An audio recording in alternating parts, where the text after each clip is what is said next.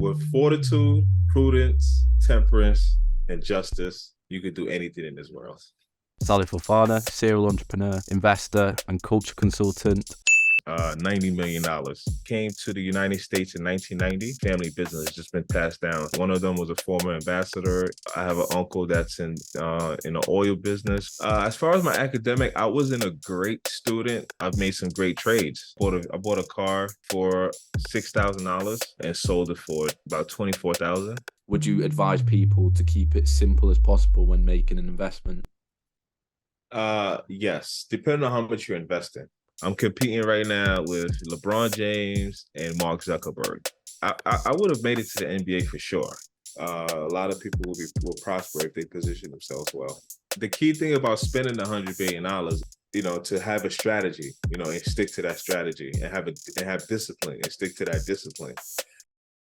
Thank you everyone for joining us for another episode of the CEO Journey podcast, where we talk about all things business and entrepreneurship. Today, I'm blessed to be joined by a serial entrepreneur, investor, and culture consultant, Salif Fofana. Salif, how are you doing, man? I'm doing great, man. Thanks for having me.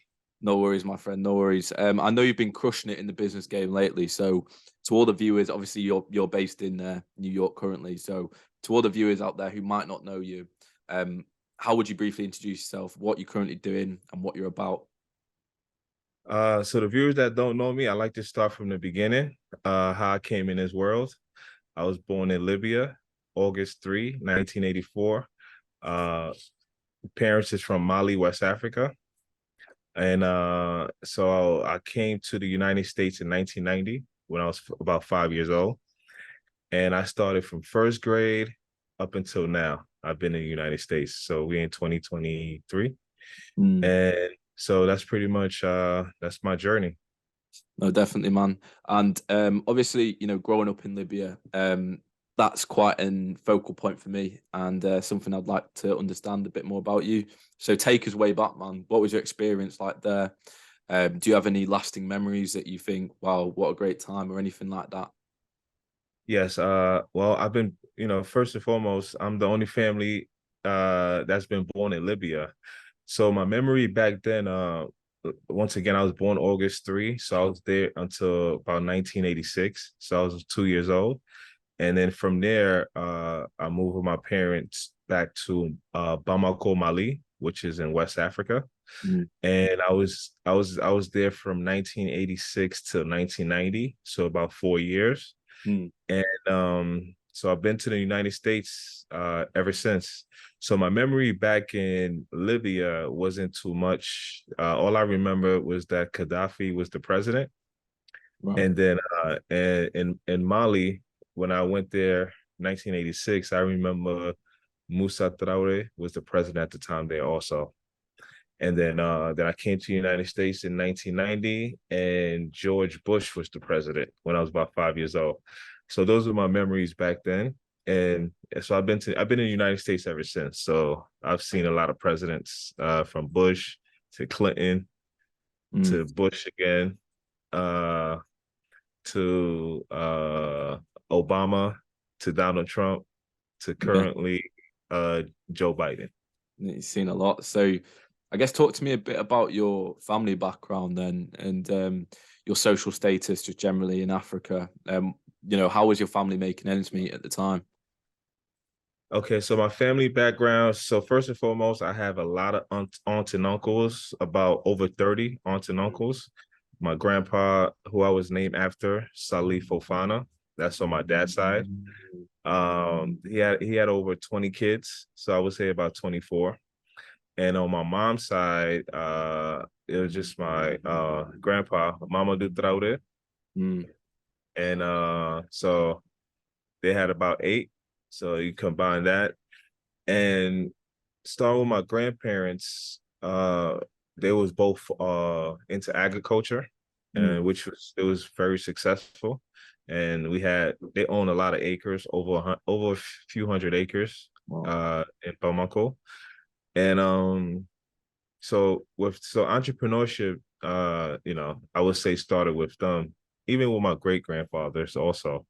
And because it's pretty much been family business, it's just been passed down as tradition. Mm. And then with my uncles, there's different diversity, especially with my aunts too. So I have uncles that's in politics, who's one of them was a former ambassador in agriculture. Mm. I have an uncle that's in the oil business, crude oil business. Mm. Uncles into different type of financial investments, and some that work in corporate, some that work regular jobs. And so the background is pretty much diverse, which also allowed me to, have that entrepreneurship spirit. Yeah, And definitely. also have a lot of cousins, of over 50 cousins. Yes. And so being part of a large family has its advantages.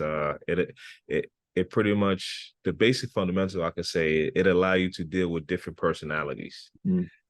And my grandpa was my best friend, so he gave me a lot of wisdom and a lot of information with his plans and his vision. Mm. And I've took that to heed, and that's what also allowed me to prosper and make some good investments myself. No, definitely. So, what were the key lessons that your grandfather taught you then? Obviously, having that entrepreneurial background. Well, he says, if you're going to get into business, first thing you should do, especially if you're going to spend your money on something, just think 100 years ahead. Mm. So put in the back of 100%. your mind, is this company going to be here 100 years from now? Mm. So those are some of the fundamentals I took to heed. And also he mentioned it, for me to always have confidence and believe in myself. No, definitely. So, would you say seeing that at a young age, seeing your family, pursuing entrepreneurship, doing well in business, did that give you the flair to think at a young age, look, I want to do something like that or be my own boss? Yes. I always had that in me. Even when I work, uh, when I've worked for family and I work in since I've done some internships. Anytime, the reason how I knew I had that entrepreneurial spirit is every time either if I'm working with somebody, Mm. I always um look at it from a business perspective. I always look at it from an overall perspective. How is this company being run? How can it be successful? How is the cash flow? Is this company gonna be around for a while? So I always just watch how things operate. Since a child, I've been fascinated. I always been fascinated with calculations and things being multiplied, Mm. and and goods and service. Mm. Any business that allows you to serve the people. I'm all for. I like to add value into anything that I do.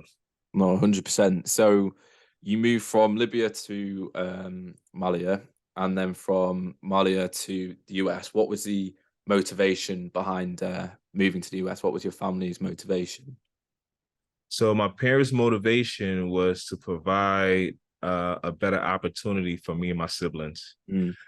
And so that was pretty much their vision. Their vision. They felt that the United States would allow me and my siblings to reach our full potential, which I agree with 1 billion%, due to the fact that here in America we have what you call democracy, where you could pretty much do anything you want.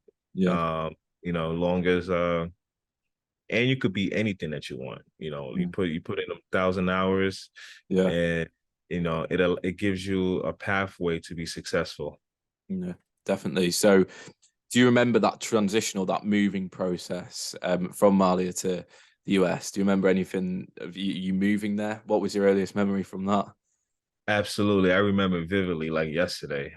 When I first was coming to the United States, my grandpa told me, he says, you're gonna go to a new country Mm. where you don't know the language, and to put it in your head that everyone works for you. Yeah. I was like, oh wow, I'm gonna go to another country where everyone works for me. He said yes. And I think that was one of the best advice that you can give a 5-year-old child, Definitely. especially with that transition. Because what that did for me, it gave me confidence. Because when I went to school, I did not understand English. All I knew was Bambara Mm, and some French and some Arabic. mm, So my first week was pretty much a great transition, even though no one understood anything that I was saying, because I was speaking in Bamanak. I was saying, Nitoro Salif Fofana, donc Abebe Barakene, mm. donc me I got me me na blachila, donc me I got deme. So that's the vernacular language in Mali. Right. And no one knew what I was saying. The teachers didn't know what I was saying, but the teacher was fascinated due to the fact that I had so much confidence, and my classmates was actually I had their attention, even though they didn't know what I was saying. Yeah. And because in my mind, I felt like they worked for me. Yeah. So and it took, I mean, within I would say minutes, I realized that no one understood what I was saying. And within I would say about a week or two, I just started speaking a few sentences in English. Yeah. So, so overall, then, would you say it was difficult for you to fit in, or was it more about the character that you had in you, instilled from those early lessons that allowed you to flourish in that new environment? Do you reckon? Yeah, so it was an easy transition. It was not difficult for me to fit in at all. My classmates uh was they was pretty much fascinated Mm, with my culture. And since I'm a child, so I already so the reason why I was saying what my grandpa said was very powerful at the time is because so he mentioned to me that everyone works for me, and I mm, believe, you know, and that belief, what that did for me was gave me confidence, yeah. and so it took the pride and ego away, and it Mm, allowed me to just um have no barriers. So the yeah. trans so the transition ended up becoming very simple because I think my culture allowed me to flourish. No, definitely. So, how did you do in school then, man? How was your school life? Did you progress well? Were you academic? What was the crack with that? As far as my academic, I wasn't a great student. I mean, of course, I had potential to be a straight A student. Mm, It's just that I was just, I did pretty much just enough mm, to pretty much graduate and pass because my focal point was more into interacting with other students. I mean, sometimes mm, I got distracted by having too many friends. Teachers as always mentioned to me that I have a lot of potential, that if I stay focused, that I'll be a straight A student. So I mean, I've had decent grades. It could have been better, mm, but I was very close with my teachers. They, from elementary to high school to college, mm. uh, all my teachers, they pretty much took time out to help me out. They had a lot of patience. No, definitely. So, what is your perception of the education system? What is your standpoint on it? Because obviously, we see a lot of entrepreneurs who like to push the narrative of, screw education, follow your dreams, all that. Some people might call it crap. What's your perception of the education having, gained a lot of useful stuff from it, essentially? So my thing with education is that one is very important due Mm, to the fact that it allow you to learn, and especially things that you don't know. And mm, it's a tool. If you use education correctly, it would benefit you in the future. Even if you're not a straight A student, just even being in an environment, dealing with different diversity, different cultures, uh, because in your home, it's pretty much you, your parents, and your siblings. That's about it. mm, But in a school, I would say that's like more of a neutral ground where you have kids coming from all walks of life, uh, different backgrounds. That's one factor. And then the other factor would be also teachers actually can teach you something if you apply yourself. I mean, the traditional methods may not be great, no. because everyone learn at a different pace. But education is very, very important. It's a tool. Even if you're an entrepreneur, if you want to be an entrepreneur, if you want to work with a company, Mm. uh, being in school allow you to develop some of those skills. No, definitely. So what I'm getting from that is the fact that, you know, the traditional methods of teaching someone academic studies may not be the best, but you have to look at it from a broader mindset and try and, you know, take all the other opportunities that come with education and all the other skills that you can develop, which is, you know, an out of the box way of thinking about it, to be honest. So, you know, you're in school. Did you have any dreams at that age? Any places or any aspirations of what you wanted to achieve later on in life? Absolutely. My dream is I mean, still to this day, to spend $100 billion. And I say that because in order to afford it, you Mm, have to be able to buy it twice. So yeah. I just start off with my pitch as I want to spend $100 billion. Mm, So if I want to spend $100 billion, and if you need to, in order to afford it, you got to buy it twice. So how much you think I need 200 billion at minimum, right? at minimum. Yeah. So yeah, exactly. So I always wanted to do that, and I still want to do that, which is what allowed me to create the Halal Way. Yeah. Now, with school, what it does is it's it allows you to, I mean, if you know what you want to do in life and you pretty much have it all figured out, then school may not be for you, right? Mm, But if you don't know what you want to do with your life, you don't, and school would be a perfect place for you to develop those fundamental skills, yes. and with me, my dream is to spend, like I mentioned to you, $100 billion. And that's not because I just want to spend it. It's, to help develop a country. I want to Yeah. help with infrastructure. I want to allow people to be self-sufficient. And I think that would be my value in the world. So, as they say, leave the world a better place than you found it. And I also would like to thank, our ancestors, because what they did for us, for me and you and our generation, they allowed it to be easy for us compared to our parents' generation. Because we have so much access to so much information, Mm, but then also you have to know how to filter it. mm, And also simple fundamentals, like listening to understand instead of listening to reply.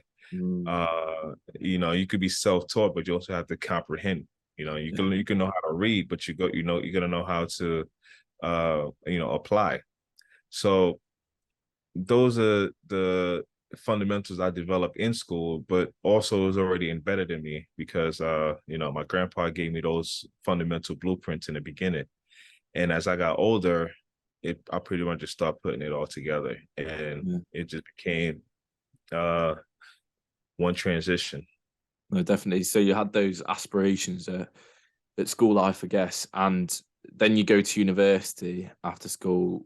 You know, what was your experience like at university? Did you go to a top university? Yeah, what was the crack? Yeah, so I went to a DC university. I mean, I could have went to a lot of different Ivy Leagues, but I went to a DC university, upstate New York. It's called Mohawk Valley. Okay. So I started my transition there, and that's one of the most, I'm thankful to be able to, to go to college. That's when I became a man, in the sense of living by myself, learning how to budget, and then being in college amplified my entrepreneurship spirit. It actually made me want to start a company, Mm, because then I realized that, okay, my parents is not here. What am I going to do with my life? And so quickly within, that's when I started applying myself and said, okay, how can I be self-sufficient, mm, and where can I add value? mm, So, and then, I learned things like the difference between a millionaire and a billionaire. Like, anyone could be a millionaire. yeah. You could work a regular 9 to 5 job, and, do some good accounting and save up your money. And within 10 to 20 years, you're probably accumulate $1 million. And a billionaire, adds value, and also makes people money. Mm. So I wanted to be that guy to add value and also allow people to be self-sufficient. No, 100%. Sorry, Salif. Did you have any side hustles going at the time? Any sparks of business flying about? Oh yes, I had a lot of businesses. Even to this day, I still have, a few different businesses. I just consolidated. So it was different businesses. It went from selling merchandise, from clothes to sneakers. It went from then I learned how to trade stocks. So, Yes. that was I still do that to this day. And I also intern at companies. I've worked at Harlem Children's Zone, Mm-hmm. which Jeffrey Canada. I mean, that's why I met Jeffrey Canada, George Caldoun, and Dr. Brazelton. Right. Who end up becoming my mentors, and also gave me some good values in life. And then I learned about a hedge fund. Mm. That was an exciting moment because then I got to see how hedge funds work and how they invest in businesses and startup businesses. Uh, and and I also did a lot of traveling Mm. by going to Miami for spring break, going to California, uh, going to Vegas. So, and then I just started expanding, and then going to these different states allowed me to see where I can add value. And Mm. then it made my dream into a reality and say that, okay, not only that, because first you dream as a child and then you become an adult, then you start to see the reality. Mm. And then that's when I knew it was possible that I could actually accomplish my goals. No, definitely. So, do you remember like the first bit of hustle money you made, and what was that feeling like? Was that at university as well? Yes, that was at a university, and the successful business that I've done was we pretty much raised money Mhm. for a basketball team. Right. Okay. So we wanted to go to it was where what part of Florida? It was Key West. Right. We Okay. wanted to take a trip to Key West, so we had to raise money, and that's how I knew I was a magnet. So, we came up with a good concept, me and my team, on how we could raise capital and to invest in our trip to Florida. So Mm. we called friends and family, made a pitch to them, and mentioned to them that we're a basketball team that we would like to travel to Key West Mm. and play in the tournament. And so that became successful. We ended up raising about $20,000, Okay. Well. and that's how it started. That was a successful campaign that we started, Mm. and and after that, I would say another great business transaction that I've done was I've made some great trades. Mm. Uh, in cars. So I bought a car for, I would say, $6,000, and I shipped it to Mali and sold it for about a little over about 24,000. Wow.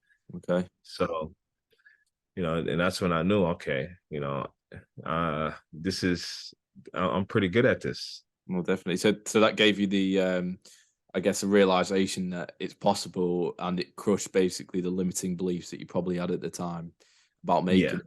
Mm. No, Well, definitely. not that I never actually had a limited belief. I had an ultimate belief. Like I believe Mm. myself so well. I mean, so much that I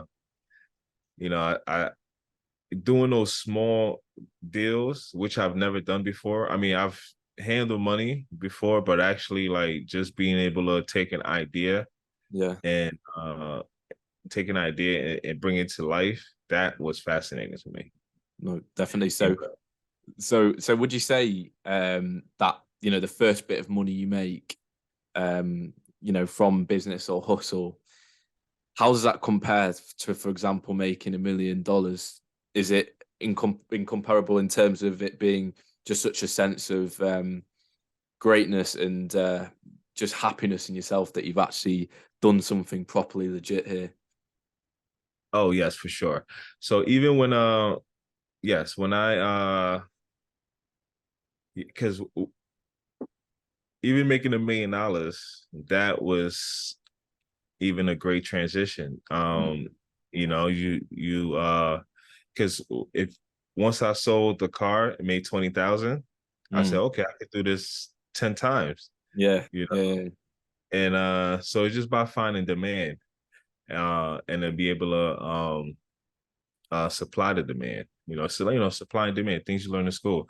So with me, what I was doing was when I took business courses, like Yeah. I changed my major 4 times. I went into college as an architect major, and then I changed it to business administration, and then from business I changed it to accounting, and Mm, then from accounting I end up finishing it with, I changed it to media marketing management. That ended up being my right. final degree.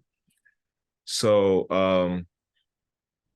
you know through my journey, then I realized that, okay, wow, like because most of all my friends had scholarships, to Mm, play basketball. And I played basketball from elementary up until high school, my senior year. mm, And my senior year of high school, so me and LeBron James is the same age. mm. So my senior high school, we went to the championship just when I was playing at Morris High School, and we lost in the championship. Right. Then after that is college, of course. So, but Nike end up giving LeBron James $90 million. Okay. Uh, and then guess how much they offer me the same year? Nike.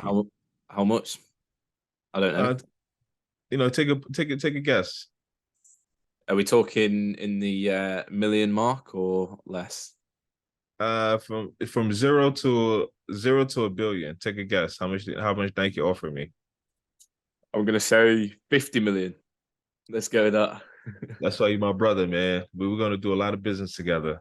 Uh, no, it wasn't $50 million. I would still be playing basketball. They actually offered me $0. Oh, okay. And when they offered me $0, that's when I knew, then I just questioned myself. I asked myself, all right, like, do I really love basketball, or I just wanted the money? No, And yeah, then I realized that my passion wasn't actually playing basketball. yeah. So then I told myself, okay, I'm gonna take that same work ethic that I had, that same passion that I thought I had for basketball, and I'm gonna apply that into myself and into my business. Right. And I felt like even though LeBron, that's his path, Mm, because he already got this, he got the startup, he got the $90 million, to start believing himself. And I have $0. I said, okay, I'm just gonna apply that same energy into my business. So that's how my business journey began. That was, pretty much right out of high school. And yeah, so and also my goals and aspiration is to be uh, the wealthiest man of my birth year, 1984. So anyone born in 1984, I want to be number one yeah. as far as net worth, Mm. or capital. So I'm competing right now with LeBron James and Mark Zuckerberg because they both born in 1984. That's strong competition there, man. Yeah. Hey, that's a great field to be in, Yeah, Just definitely. yeah. No, definitely. So obviously the NBA didn't work out. And obviously that hasn't really hindered you throughout life. But at the time, did you feel like everything was coming on top of you? Or as you said, you used it as motivation and passion to fuel your business in a sense? Yes. So the NBA didn't work out, but that was actually I would have made it to the NBA for sure if Mm, I would have kept playing basketball, because I would have put in the work. I would have shot them 1,000 jump shots a day. I mm, would have put in them 10,000 hours. I would have definitely put in that work. That's for sure. Mental. And if I didn't get drafted, I would at least play one season in the NBA if I kept on playing basketball. Mm, See, with me is I just took that same energy into business. So mm, instead of shooting 1,000 jump shots a day, I just put in those 1,000 hours in doing research and finding my value in business, and how can I make life easy for my clients and people around me, or or any facet that I'm in, whether I'm working for a company, I'm interning for a company. mm, How can I add value? How can I uh, make this company more money or make it easier for them to accomplish their goals? And so I just changed the shift, because when I was playing basketball, we practice. mm, You make your money practicing. That's where the real game. That's where the real skill set is at. During the game is really easy. That's about 4 12-minute quarters, and you pick your spots, and whatever your game plan is, you follow the game plan. yeah. But practice is where you get to work on your skill sets, your Mm, layups, your layup package, your jump shot package, your passing ability, your dribbling ability. And and the hours you put in there will mm, result into those few 48 minutes on a court, during an official game. And transition into business, and I just wanted to use that same skill set that I've learned in sports into business. mm. No, definitely. So you come out of university, and what's life looking like for you? Are you took the corporate route, I assume, didn't you? Yes. So what was that experience like then? Oh man, that's a great experience. I'm still in that field in the corporate world.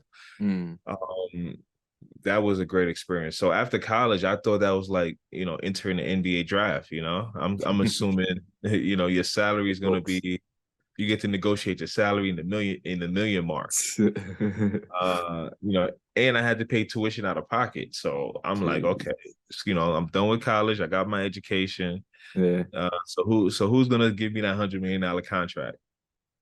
And it didn't work that way. That's when I Right. met Jeffrey Canada, and George Caldoun, and Dr. Brazelton at Harlem Children's Zone, which was, I believe, at the time was the first charter school.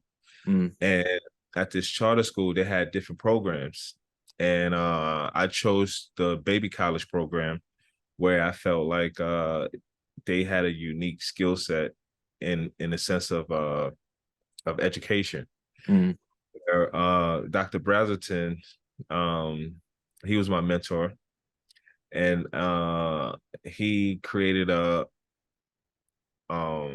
like he was a famous pediatrician based out of Boston. So he used Okay. to come, I believe, once a month to New York and to discuss brain development, Okay. uh, how to read and play, how to read, play, and sing with your child. So it was more of a parenting program, and that taught me a lot, because that actually gave me the vernacular on how to articulate the way I was raised.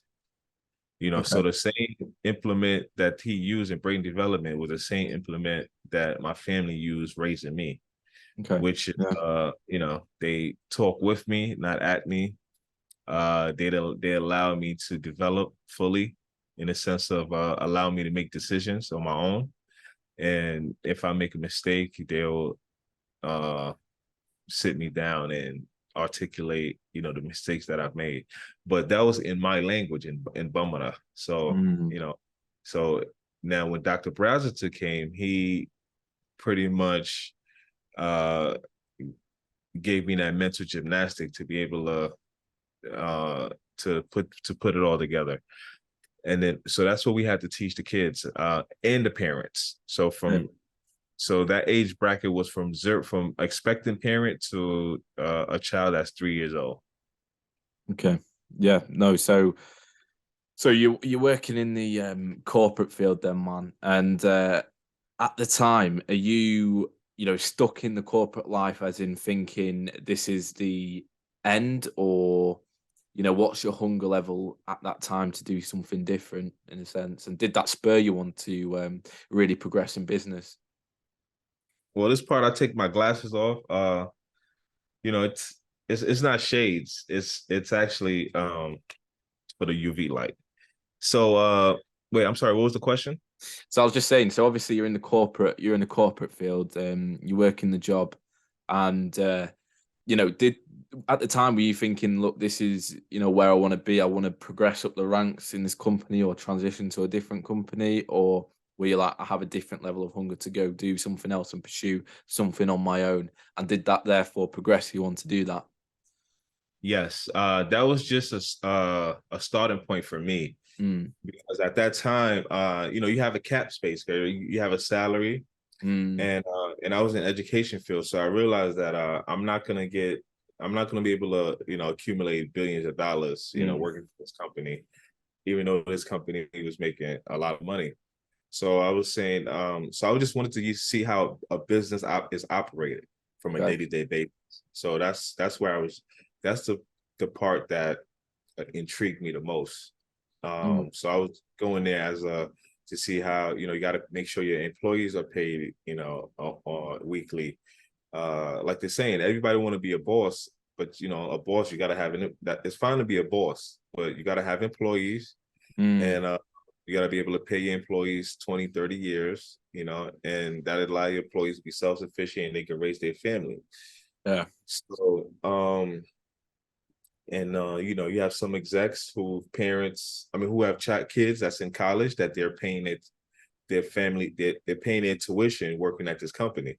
Mm, So I just wanted to see how that responsibility was, and I felt like I was ready to do that. So I was there for a few years, and then and I was still trading on the side, yeah. still trading on the side until I made a great trade, and then I felt like I think I should do this full time. What was that great trade? That great trade was a commodity company at the time.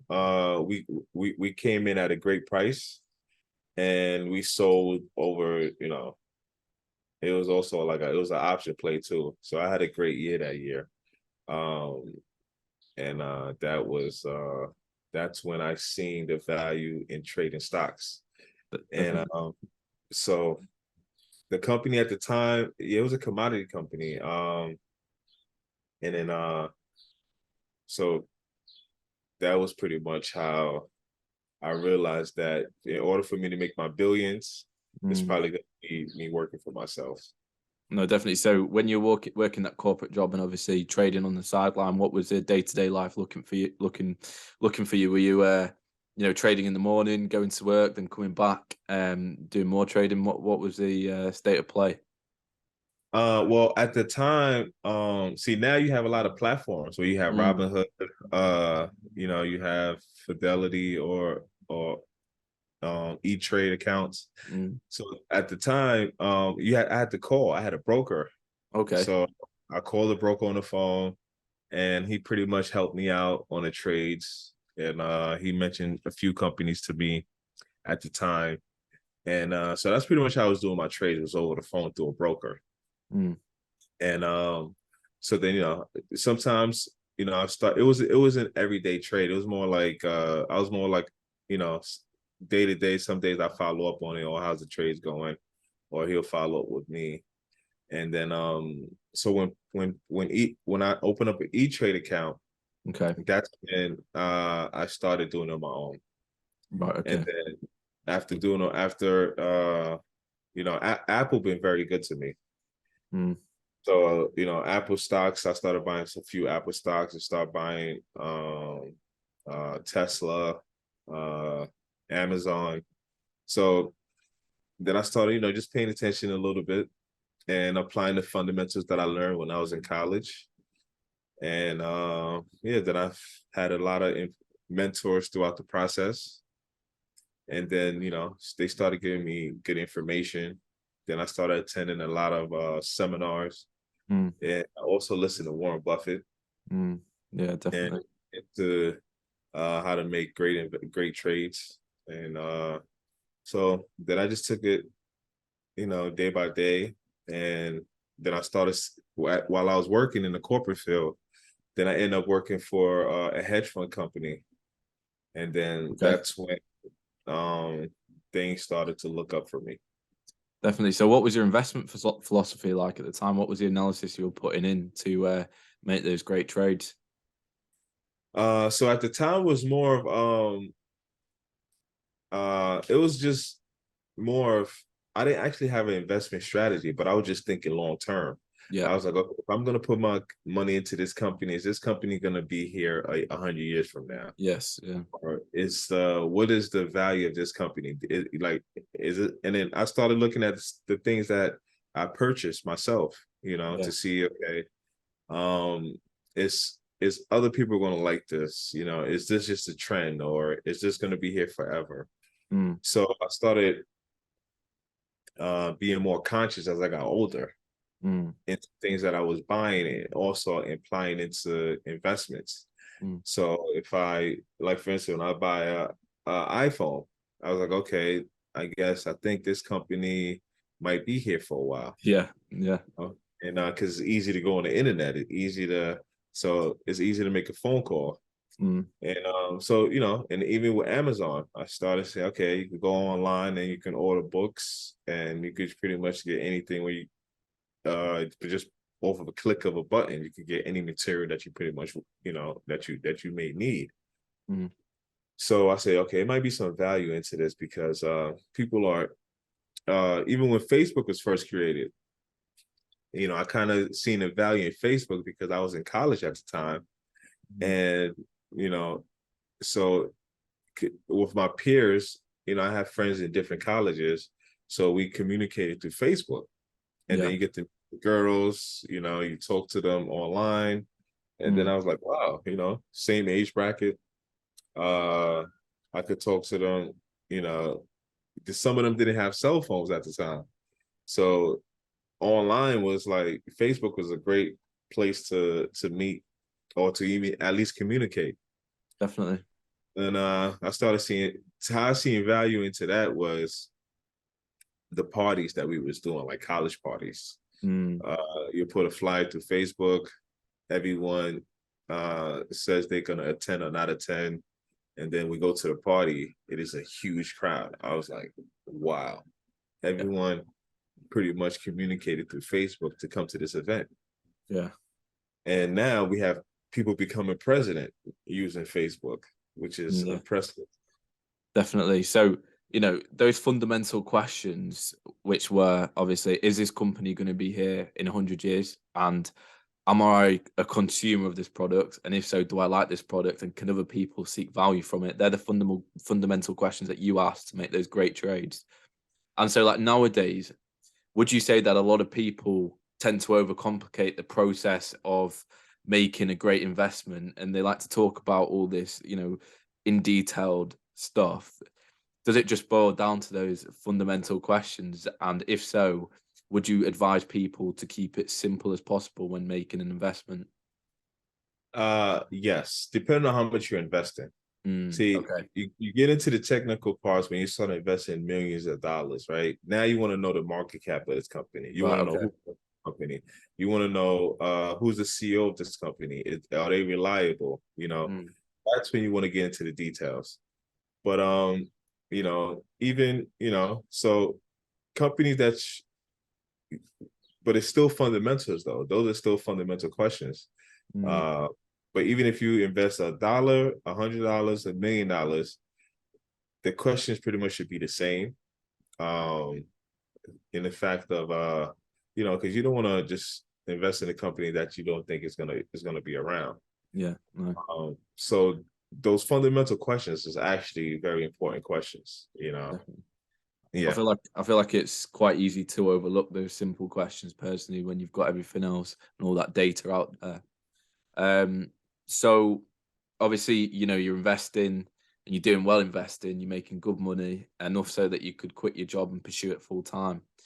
Um, do you have any advice for like investing beginners who want to get into the markets? They might have like, let's say, $1,000 that they want to play with. Where would you say those people should start, and what should they start doing? I think if you have that, you should start somewhere like you know, I mean, I want to mention a company, but they're not paying me. But Well, mention.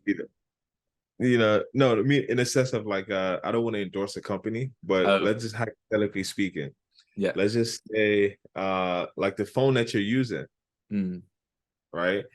You know, that wouldn't be a bad investment, right? Because like and also look at the market cap of the company, see how much capital the company has. mm, You can use Apple for example. Apple has a large market cap. Apple product is in a lot of businesses. Um, and also look at uh devices and chips, right?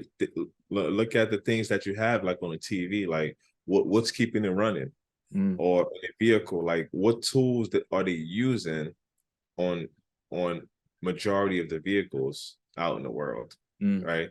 So just pay attention to those little details. I mean, yeah. because we have the information, right? We have the technology to actually you could just look.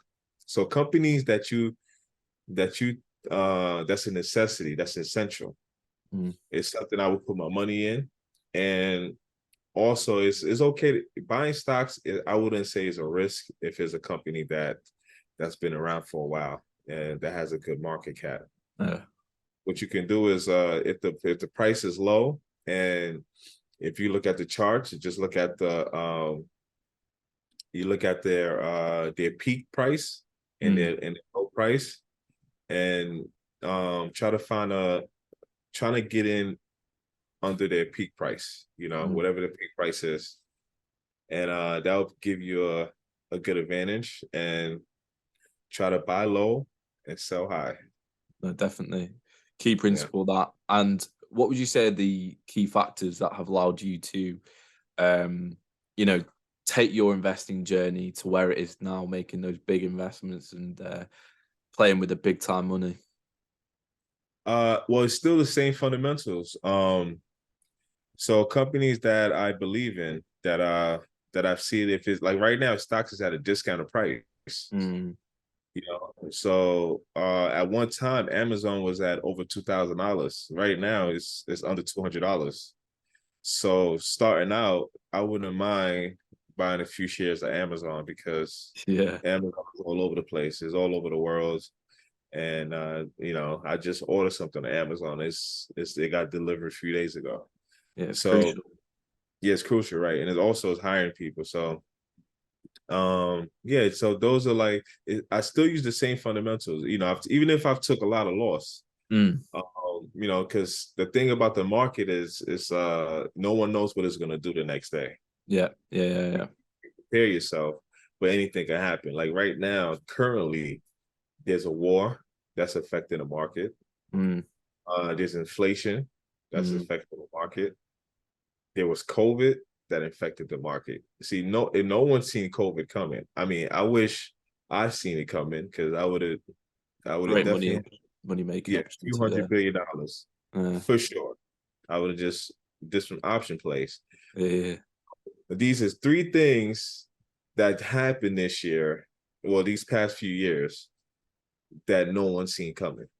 mm, War, I mean, people talk about war every day, but mm, you didn't know actually somebody was going to actually, pull the trigger or yeah, pull it, mm, and declare war, unless the people that was involved. COVID, that just came, shut down the country. Everyone was yeah, on quarantine. I didn't see that coming. I don't know a lot of people that have seen that coming.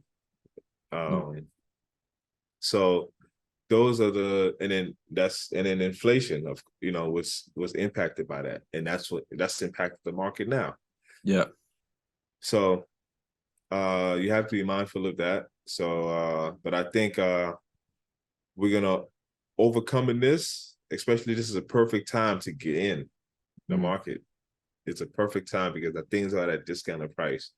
And if you can overcome this little bubble, a lot of people will prosper if they position themselves well.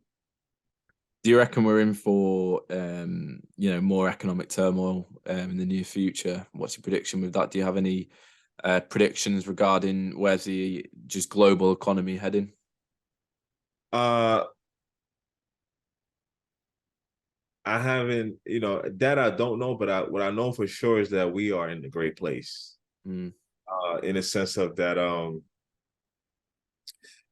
there may be some changes that's going to come, but I think it's going to benefit us.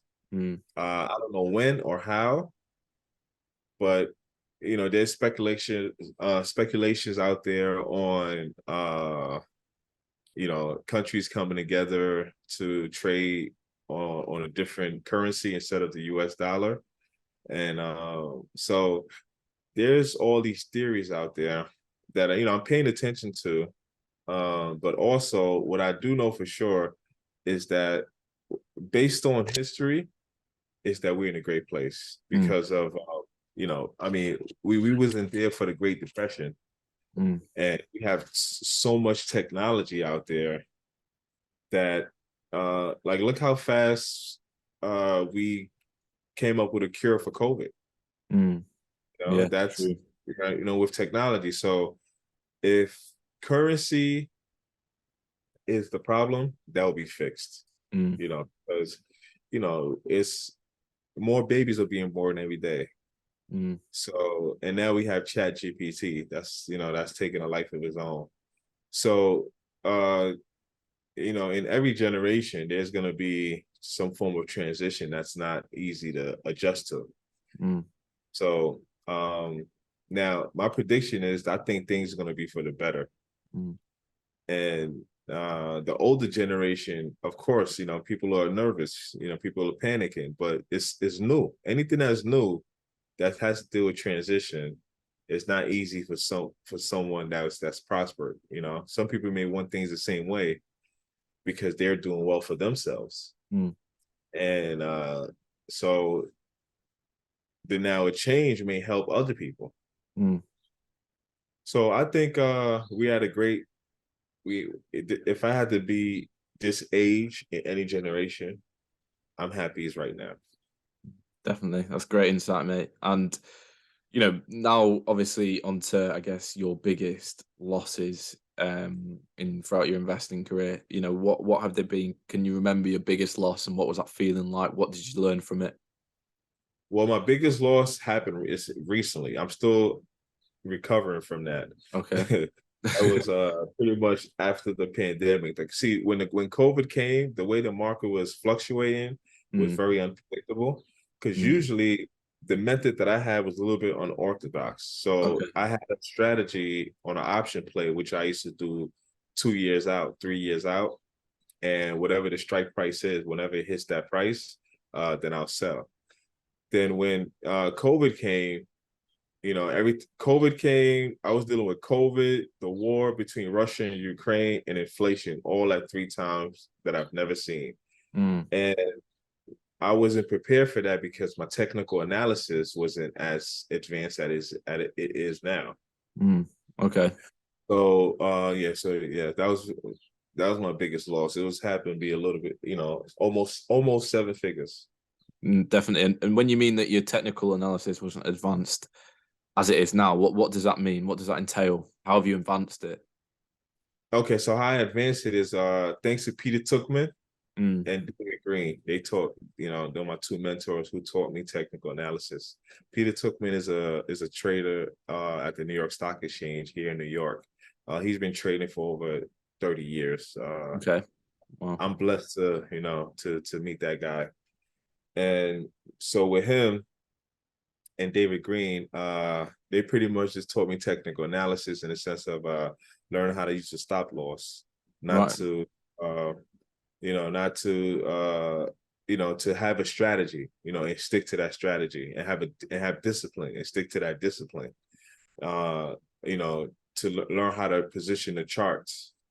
So before, the way I used to do it was I never used a stop loss. I just do an option play 2 years out, 1 year out, set up a strike price, set up my alert. It reached that strike price, I sell. Mm, Um, Now with the inflation and all those things that happen, if I would have had the information I had now and the discipline, which would have been, a stop loss is whatever percentage that you want that you don't want to go under, as far as you don't want to lose money, Mm. sell. Yeah. But with me, I was trading with emotion. I was Okay. like, oh, this is gonna overcome. Oh, this is gonna overcome. So that as long as the price kept dropping, I kept buying more. So I was more emotionally involved in the trade instead of getting the emotions on. You Mm. know. No, definitely. So now I think this is the part where we transition in the podcast to talk a bit about the Halal Way, because obviously that's your brand, that's what you've been building, and that's something that you live by throughout business. So, talk to me a bit about the Halal Way. What does that mean to you? So the halal way, what that means to me is it means the honest way. It also means the blessing way in English. Mm, And so what that means is the name of my business. Is what my business is all about. mm, It's the 1+1 theory. Uh, what's 1+1? two. Same language anywhere in the world. Mm, And that's pretty much what the halal way is about. But it's also a conglomerate. It's different sectors in the company. I have investment, I have infrastructure development, mm, and I have real estate yeah. with the company. And it's between the United States and Mali and also Saudi Arabia. So Okay. those are the triangle. And I'm gonna get Europe involved also because I love Europe. Um, so yeah, so it's pretty much just to add value and allow people to be self-sufficient. And that's with the halal way, inshallah, that's what's gonna help me spend $100 billion to help the economy throughout the world. And is the hedge fund involved in that bracket then? Yes, the halal way is also, yeah, I mentioned. So I'm in the process of starting my own hedge fund, Mm. which is gonna be it's still pending. And that's gonna be part of the halal way also. So halal way investments. And potential investors attracted to you because you live by those honest rules in business, which is honest business at its finest in a sense, really. Yes, for sure, for sure. So the halal way is the same as the kosher way, like for my Hebrew brothers out there, shalom. It just in English it just means blessing. So it's just Arabic for blessing, halal. And so my family is Muslim. I was Mm. born Muslim. But I also believe in all religion. I believe it's all the same. Mm. And so I just want to just simplify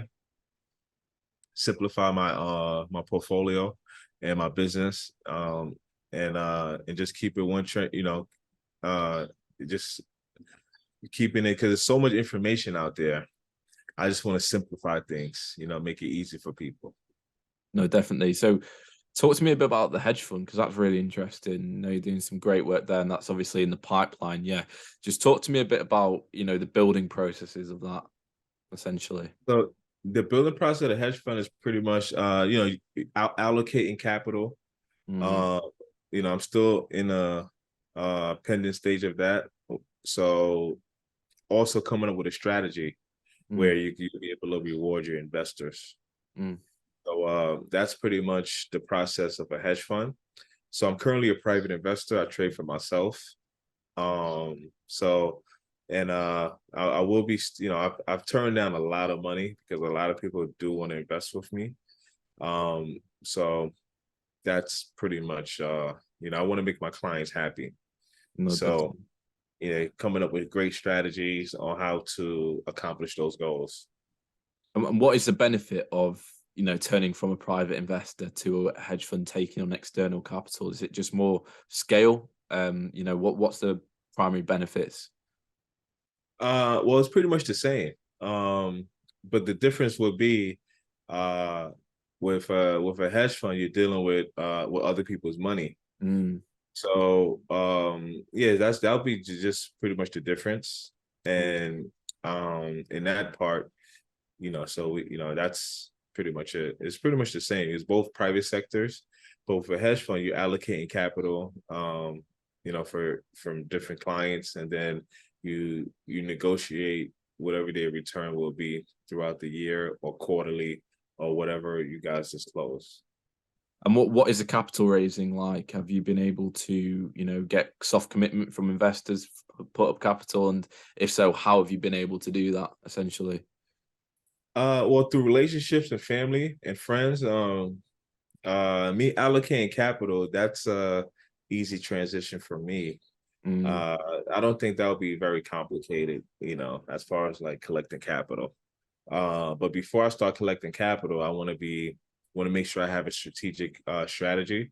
And then once I have that strategic strategy, then I'm gonna start allocating capital and allow my clients to prosper. And is the reason why you think it'll be like an easy transition to allocate capital, is that because you built up such a strong track record before, thinking about starting the hedge fund essentially? Yes, for sure. Yeah, so yeah, that's pretty much what it would be. And also, I have great groups of friends Mm, that I've met through my journey, mm. and great mentors. So yeah, collect allocating the capital will be the easiest part. No, definitely. And I guess one thing that I'm getting throughout this, podcast is that you've been able to develop such a strong network and strong relationships with key people who are likely to, drive you further and become and allow your goal of spending $100 billion much easier, make that much easier for you. So, how have you been able to develop such a strong network? And is that the first thing that someone should focus on in the business journey, having that strong group around them? Yes, for sure. And also the key thing about spending $100 billion is not just me buying Rolls Royces and Lamborghinis and Mm, Ferraris. It's pretty much just implementing the money back into the economy, as far as like high volume infrastructure development, mm, finding value in things, and also allowing people to be self-sufficient. mm, So, it's also it's a 30-year project to be mm. able to accomplish those goals. So that's the purpose of spending $100 billion. Now, it's actually going to help the economy. It's more of a selfless act in that Yes. factor. Yes. And also being and I have a strong team because there are a lot of successful people. There Mm, are doers out there, who are builders, who actually done the work, have experience in that field, and has prospered in that field. So I've studied them. Also, I've been friends with them a few years, even even out there in Dubai, in Saudi Arabia, uh, in Wales. So these are people that actually are doing the work as we mm. speak. So yeah, it's a privilege to, and an honor to have those group of friends. No, definitely. And as you've progressed through your journey, how has your motivation shifted? My motivation has still been the same. It's helping people, being a service to people. And and one of my superpowers is seeing people reach their full potential, even if it have nothing to do with me. Mm, So that's my superpower. Because everybody want to be a billionaire. Everybody want them, would rather they be successful. So with me, if you're part of my team, you're with me. We have a form of relationship. If I see that you can prosper in a mm, field better than I can, I will pass the information down to you. So in basketball terms, whoever's closest to the basket, you pass the ball to so they can mm. make the layup. And a layup is the easiest basket to score in a basketball game. Yeah, You did definitely. the dunk, because the dunk you gotta jump and then you gotta, hold the rim. It cut your fingers or something. But a layup, you just gotta hit the backboard, ball goes right on in.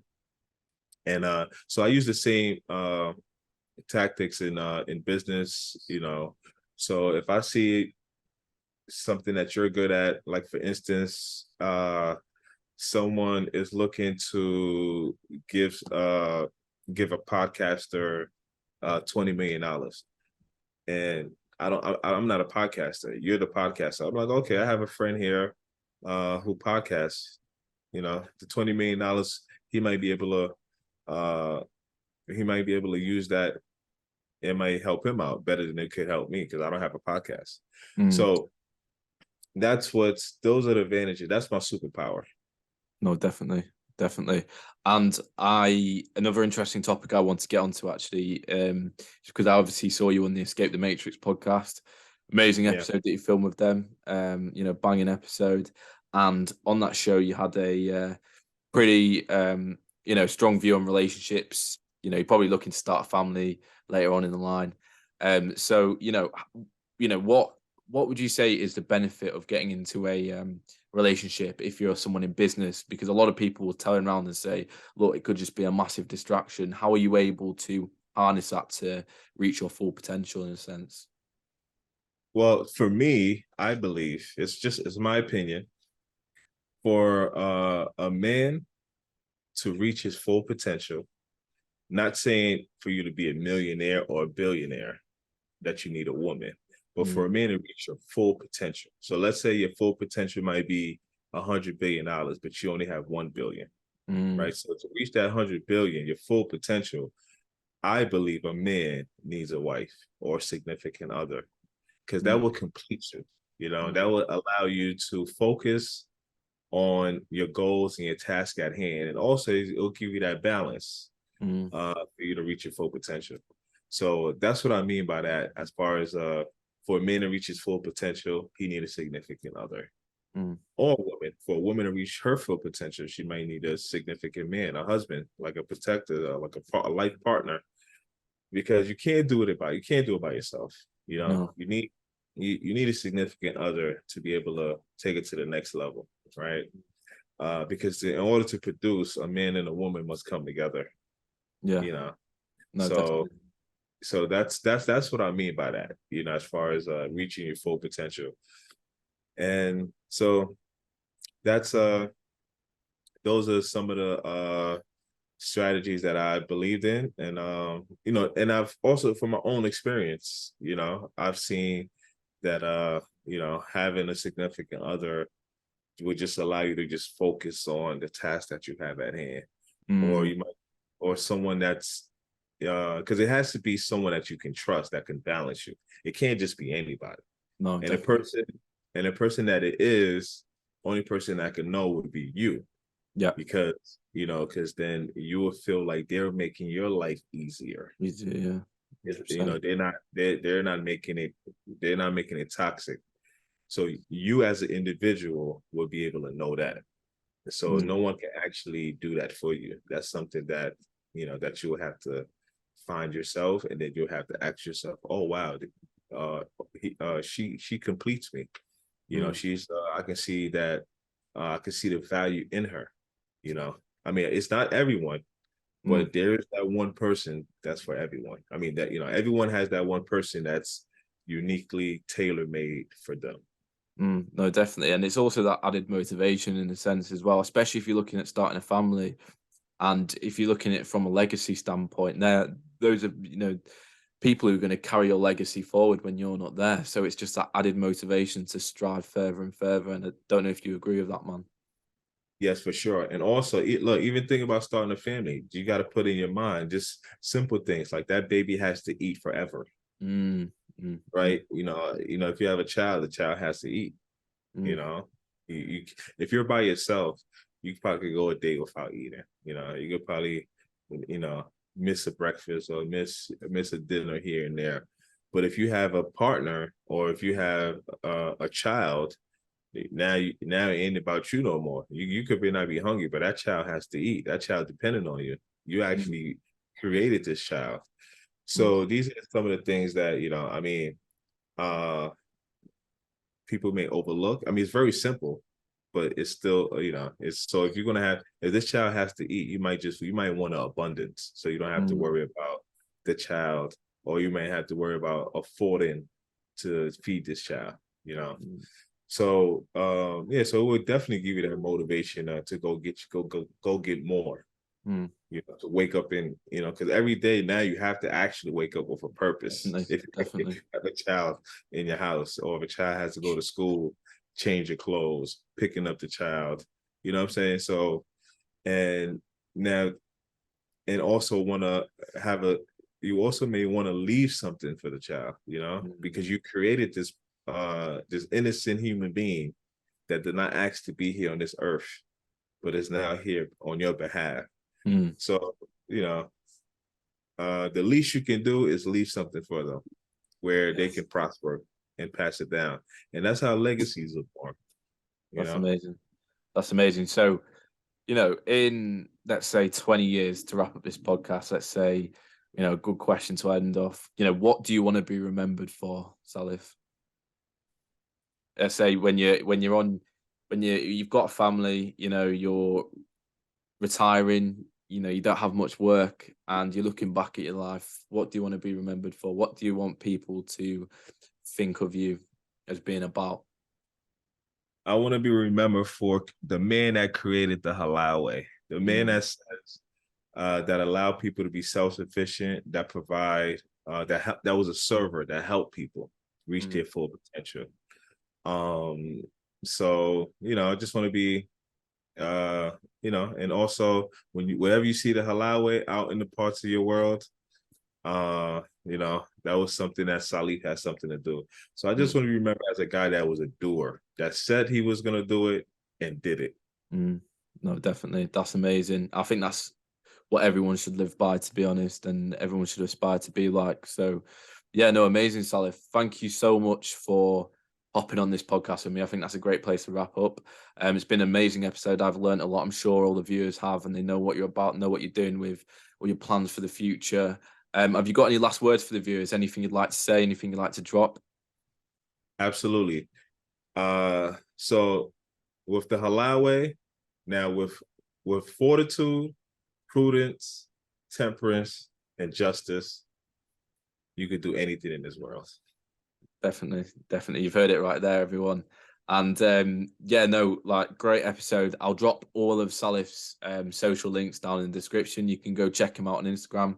He posts a lot on there, a lot of great content. So go check him out.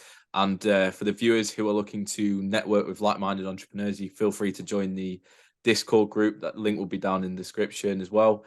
And yeah, make sure you stay tuned for the next episode. Thank you very much. All right, thanks for having me.